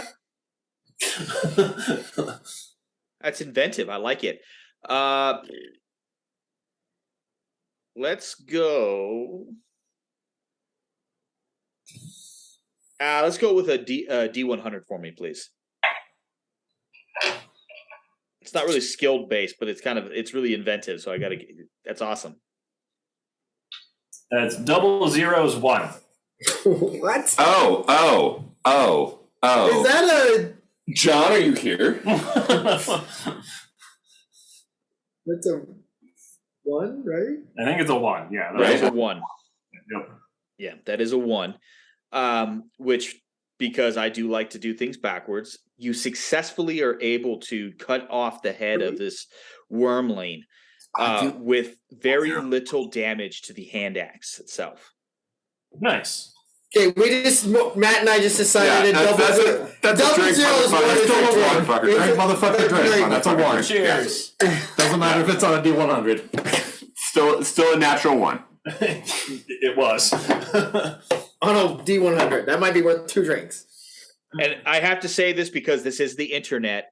That is actually a house rule because according to the player's handbook, that's actually supposed to be something else. I don't know. It makes no sense to me. I think it's a 10. That would be a 10. Yeah, but I don't like it. So It's the dice aren't designed well. Right, like you Four roll, nine. what 11? looks like a 100, and it's a 10. It's not an 11. Anyway, Sorry. moving on. It's very dumb the way that table is set up. Sark's going to kind of rinse the stump of the head just to make sure that whatever goop is neutralized, and then basically make a sling for it to carry. So you would get the sense, having studied so much of organic functions, Sark, that this is probably the blood that is causing this. So, yeah, you would know that you would just need to drain the blood out of the head of this creature. Sweet. So he will hook his grappling hook on top of one of the walls, loop it, tie the snout basically so the head's hanging, pointing up, and then be like, so where are we finding mushrooms? Oh, we got to drain the rest of it first because we're taking this back with us. She said she was going to cook it for us. Oh, I don't know what the hell this thing is, but I want to eat it. With that nature check that you successfully did, you think that it's probably a very bad idea to eat this thing. Yeah.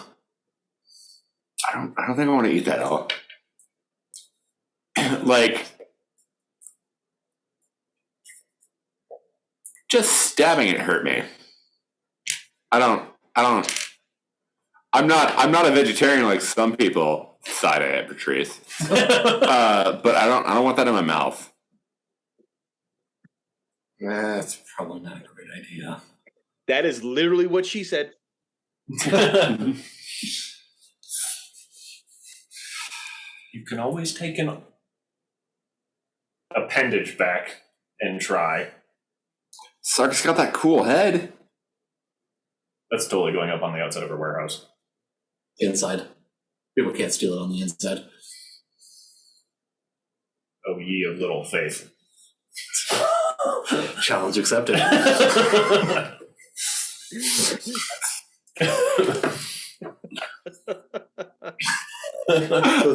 don't think Esway knows enough to respond how I want to respond to that.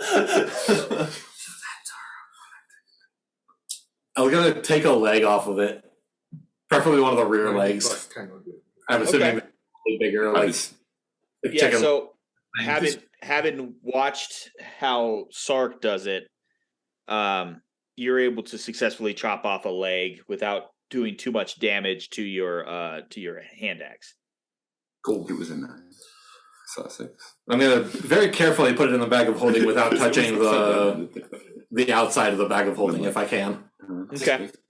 Hang that for now. We'll come back later. Okay, or hang it. Let it drain, and then you don't have to be as careful. And don't stand under that. No, so it's not. The chef described the areas where these mushrooms / truffle type things are, and you're going to need to cross. So like the basically if you remember where the ruins are kind of like in an island, and it's going to be in the area surrounding it, kind of like that initial coast around that water is where you would find it. So whoever wants to look for mushrooms, go ahead and give me a investigation check, please. Ooh, fun roll. We'll do that. I'm gonna look at the ruins. Jared's throwing dice at Not purposefully. It's investigation and not survival. Yes. Yeah, it was straight. Yes, I can roll survival. No. Trace will Investigation. try to roll investigation too. Sid got a 15. Okay. I rolled a 19. Okay. Sark rolled a 12. Patrice rolled an 11. I feel like that should be higher, but I'll take my 19. So Patrice and Sark don't get as many. They seem to have just found kind of a dull space. You see a little bit of evidence, maybe of some of this. Maybe the serpent, this wormling, was eating some stuff there. You get between the two of you, pay maybe about a half a pound, but Sid probably gets about a pound of mushrooms, and then Esway gets 2 pounds. Patrice and Sark combined get a half pound. Yes. Okay. So these mushrooms are very, very black with spots of a deep, deep purple. And then, L, what are you looking for at these ruins? I mostly want to see if there's anything that might show they were similar to the precursor stuff that we found so far. Okay.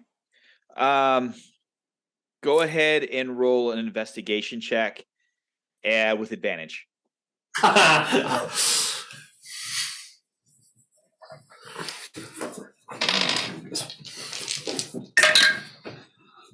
That's 24. These don't. So they're not of the same style as what you guys have seen, both in Rugen and underneath the Freed City, but they do appear to be of the same age. So that they're that old, but they look different. And they don't have that, because you guys also, you realize this, L, too, that with all the magic that had been cast, nothing weird happened. Yeah, they don't have the same precision, that same weird feel. So we don't have that like wobbly magic feel that we had on Rugen. Mm-hmm. Gotcha. And underneath the Freed City. Oh yeah, okay. I ate a couple mushrooms as I'm gathering mushrooms. They are phenomenal. Okay. Nothing weird happens. They're delicious. You know? Just in case. Yeah. The mushrooms. And once I figure out they're the same age, I'm just gonna start looking around for anything interesting about them, anything that stands out. At this case, that was such a good roll. Because these are have been exposed to the elements for so long.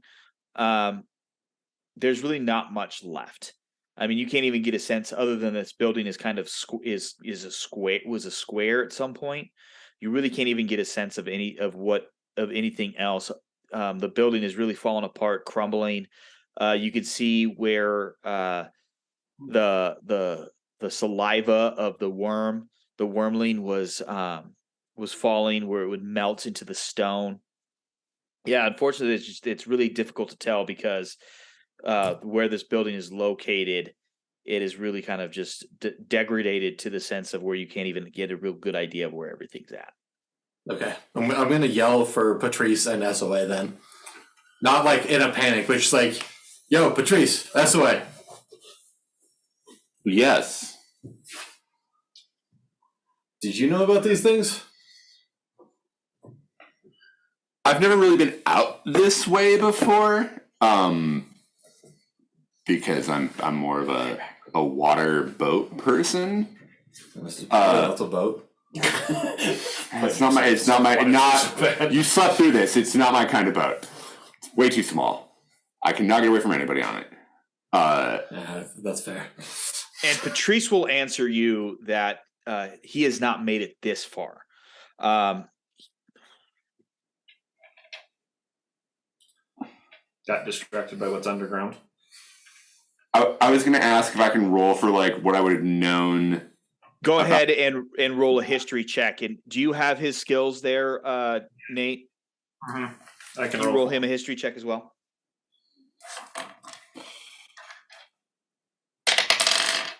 Okay, straight. Oh my god! But I rolled an 18, so I know some stuff. Maybe. Yep. Patrice doesn't. That's a 9. So this actually comes for you, SOA, a little bit kind of surrounding the history of those who live underwater here on Haven, because there's the ruins that the Trident or the Trident and the Sea Elves live in, and there are a plethora of ruins throughout the island. There's if you remember the tunnels that you can transport to, that's part of that. So there was something here. You're not sure. No one's quite sure what, but there's quite a bit of ruins throughout the entirety of the island. There's a lot of ruins here, right? Like most of my people live in ruins that are now underwater. They're not ruins to us at this point, but they're what you would consider built on the foundations of older shit. Yes, exactly. Because this shit's as old as what we found underground. I don't think any of that was underground at some point. Potentially.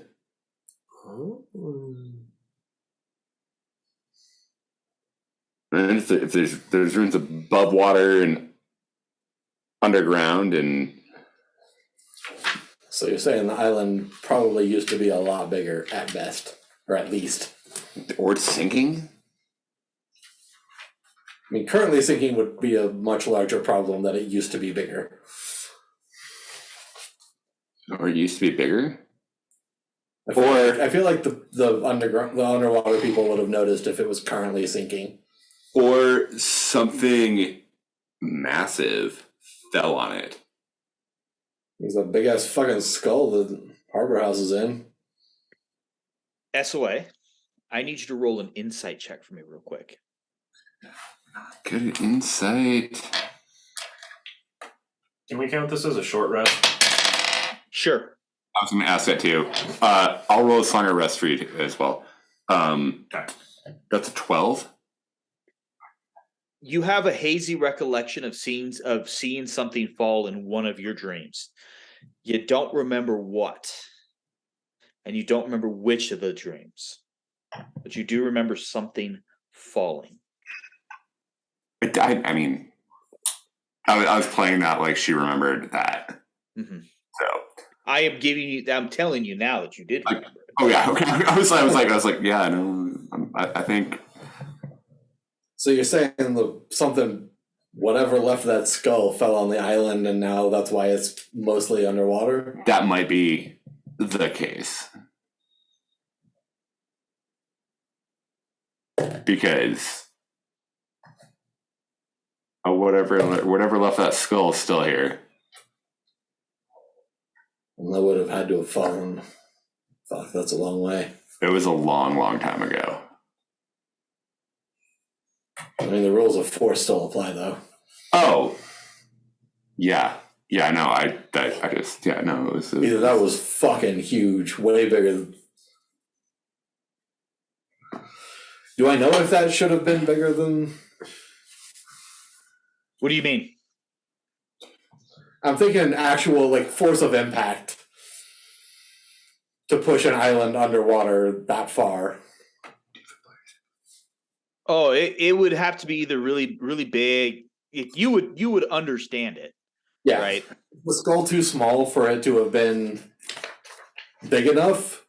Yeah. Oh, the skull is most likely remnants left over from it. It's not right. I'm basically trying to figure out if it was.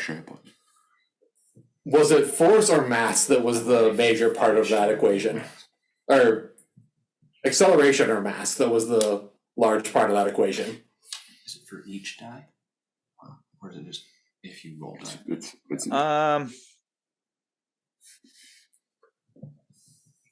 Because if the skull was too small for it to be massive enough to cause that, then it would have had to have fallen really fucking far. No, it'd be hard for you it'd probably be hard for you to figure that out unless you found like the crater and all those things, but like you're on the right track, right?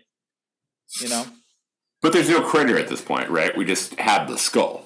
It's L's next math problem, besides the fact that he can't figure out how the Shirlene works. Yeah. So in relation, I know it's near the harbor, but in relation, is the skull looking into the harbor or away from it? It's looking towards the harbor.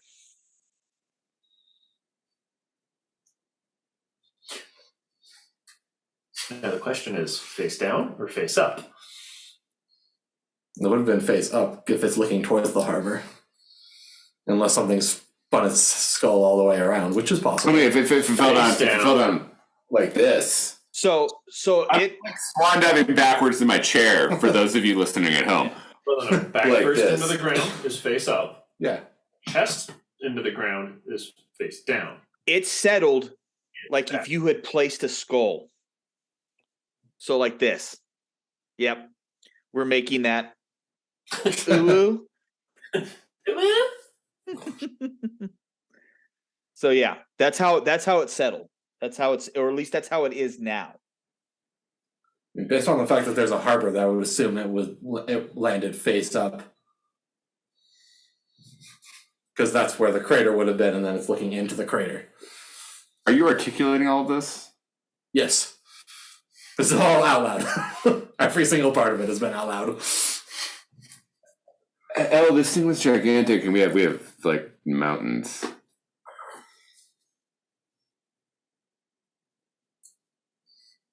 Are you saying the mountains are what its spine? I'm saying the anatomy doesn't not check out. Oh shit. Like I recently come to believe. God, I'm so upset Curtis isn't here right now. Me too. Me too. I recently come to believe that, whatever that skull is very invested in this island. And I think it's a part of it.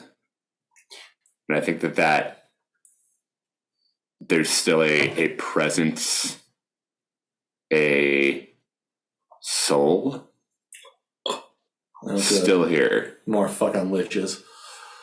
I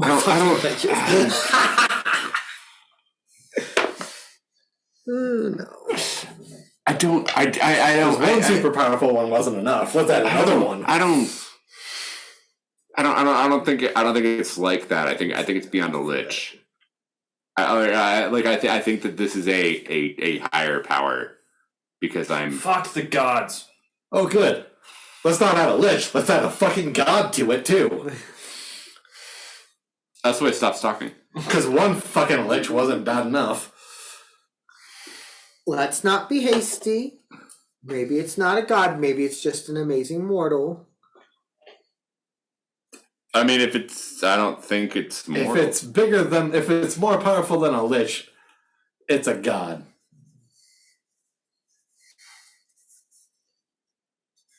You can call it a demigod, you can call it whatever the fuck you want. Okay. It might as well be a god. You can believe what you want to believe. I'm not going to jump to conclusions. Has anybody mined in any of these mountains? Do I? Okay. No. This is not that kind of island. We're the go between for the north and the south, right? Like it's not. And nobody's been fucking curious where the rest of this body is. The giant fucking skull sitting in the harbor, and nobody's looked for the rest of the bones. I've never thought about this before the past couple of days. I'm gonna try to look at such. Is this just the island, or is this everybody outside of Tinkermere? What the fuck is this? I don't know. Do you think the hide would make new gloves really well? Would be good for new gloves? Can I get some of that cool, miasmic effect from the gloves? I mean, I think that was from the blood. So unless we could circulate blood through the gloves, that would be interesting. That sounds complicated for punching people with. Yeah, be fun though. You could probably make gloves out of it. I don't think you can get the weird cloud thing without the blood, though. Because my gloves are gone when I was collecting the blood. So. Yeah, I need new gloves too from punching it. I've still got my backup pair, but. Back up. Sid, did they just change the subject? Yeah, they did. Do you guys not like this island? There's I don't understand people here. The giant fucking skull. Nobody's looking for the rest of the goddamn skeleton. Sometimes. L. Always been here. Hey, hang on. The Sometimes. skeleton has always been here. Sometimes mythology is meant to just be mythology. Doesn't need. That is incorrect. It doesn't need a scientific explanation. Sometimes Yes, you it take does. it at face value. I think we're getting a little bit of Dustin here into L. I mean, that whole No, I think conversation happens- Dustin is L and L is Dustin, and I love it. The whole conversation happens, and Sark just looks at Sid and goes, "Doesn't mean I'm not gonna punch a god in the face the next time I see one." I'm not. Walk off to go start. I'm like, not. removing high. Still don't recommend that. As Sark's walking away, she goes, "I'm not disagreeing with you," and she's gonna look up at the mountains and try to figure out how, like, what would it take to mine these suckers, because that's part of her past. All right. I'm not going for that. I just want a chunk of hide to try and make new gloves out of. Okay. So we're actually, what we'll do is then, because as much as I would love to keep going at this point, it's 10 o'clock, so we'll pick up here in 3 weeks for us, and 3 weeks for y'all. End this. Do you want me to roll to see if I can skin it? Yeah. We'll start with that roll next time. So, I always love conversations after a battle. You never know exactly what you're going to get, right? It's a lot of fun. Are we dancing on the corpse of a god? Probably. Probably. Maybe. Sark votes for this. That sounds fucking great. I love it. You kind of slept in the head of one. I mean, Sark also wasn't very particular about which god they decided to do that to. so, but with that being said, thank you as always for joining us on this adventure of cooperative storytelling.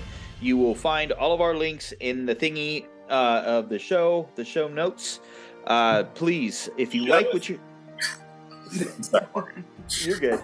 If you like what you're hearing, please share us. If you listen to us on Apple, rate us and review us, because that really does help other people find us. And we do want other people to find us, because we want people to understand that D&D is fun.